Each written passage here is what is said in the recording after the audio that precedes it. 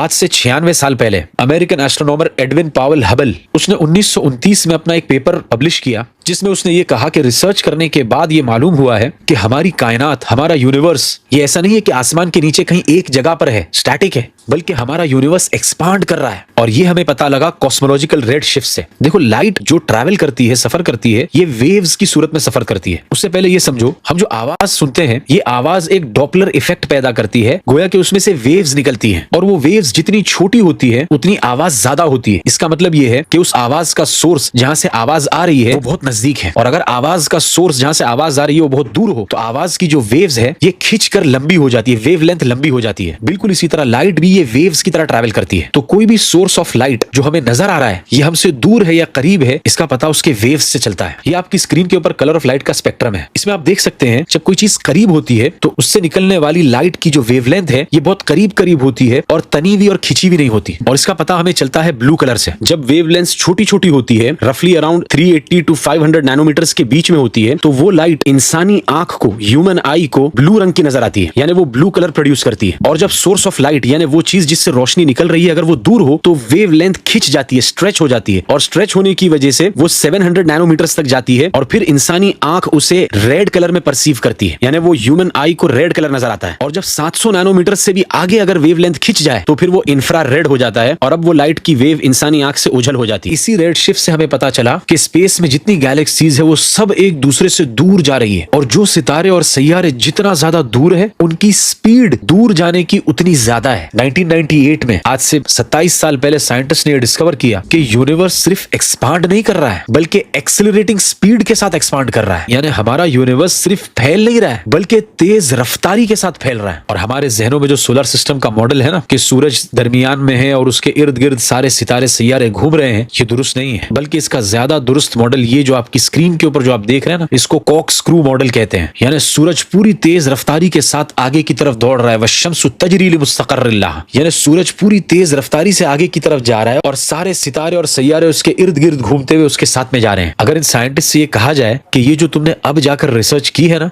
ये तो 500-600 साल पहले ही किसी ने बता दिया था, तो वो लोग कहेंगे कि ये इम्पॉसिबल है, ऐसा हो ही नहीं सकता कि 600 साल पहले किसी को ये मालूम। हम कहते हैं कि 600 साल पहले नहीं, 1400 साल पहले अल्लाह ताला ने सूरह ज़ारियात के अंदर यूनिवर्स के एक्सपेंशन को जिक्र किया है।